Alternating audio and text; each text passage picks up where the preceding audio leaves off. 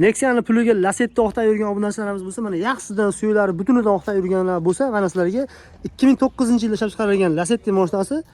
Xo'p, rangi qalbi zaxanga oppoq qadrdon, bitta ko'rasiz. Narxini ham sirazi aytib qo'yaveray. Narxi ham yengil, arzongina xudo xolasa berib yuboriladi. Faqatgina aformini qilib olish sharti bilan oxirgi qo'lga tegadigan narxi bozorda bitta yo'q narxlardan $3950 ga beraman deyapti. Oxiri taqalgan tiralgan narxi. Mashina yechib olgan narsasi bitta bagajni o'zini yechib olishar ekan bo'ldi. Qolgan narsalar qo'lar ekan. Ancha-muncha mashinaga sarflangan, etvetlari daligi nima deydi, navrochalari bor. Xo'p, chiroyli chehollari bor, Malibu rullari bor, dominant dominant monitorlarigacha bor ekan.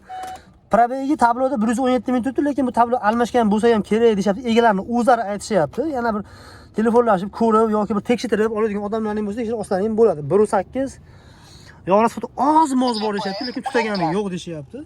Kelasiz, ko'rasiz, ma'qul kelgan bo'lsa, hali bir rullarigacha bor ekan. Chiroyli qilib, xudo xolasa qarab qo'yishgan. Orqa salonlari ham anchagina akkuratniy mashina. O'zlari akfatchi bolalar ekan, o'zlari ishlari uchun ishlatib yurgan mashinalar ekan.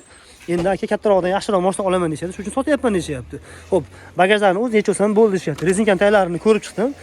Rezinkan taylari yaxshi zo'r turibdi, stoykalari. Yana olib, yana dash ishlatishga arziradigan mashina. Mana sizga $3950 ga arzonroq mashina o'tirgan obunachilarimiz uchun. Bitta bagajlarni ko'rsataman hozir.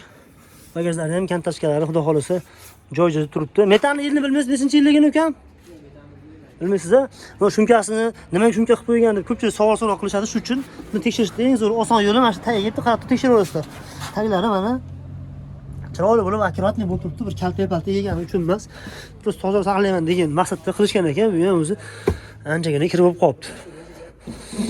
Xo'p, turgan adresi Qo'qonning Buvaydasida turibdi. Rossiyaning o'z olganlariga bir 5-6 oy bo'libdi. Yetishyaptiki, mashinani faqat aka avtomobilni sotish kerak deyishyapti. Motorda rasxoti 3000-4000 da 1,5 litr 1 litr asoti bor ekan. Unaqa katta emas ekan rasxoti. Ko'rasiz. Menimcha arzon Lacetti, lekin yurib turgan yaxshi, yana yuradigan Lacetti o'qtargan obunachilarga, emaslarga $3950 ga hech qanaqangi mashina kirish emas. O'zlari nomida generallar bor, o'zlari avtomobilni qilib berishaveradi. Bank yo'q-a, buni ham top-toza, xudo shtiram-shtiramlar ham yo'qdir. Nomerlarni hech qanday xohlashmadi. Sababi partiyasi 10 partiya ekan. O'zimiz ham yechib olib qo'yaverdik. Shunchalik borini boricha etadigan kanal bitta mana shu bo'ladi. Qadrdonlar, balolar holatlari ham tiniq, yaxshi turibdi.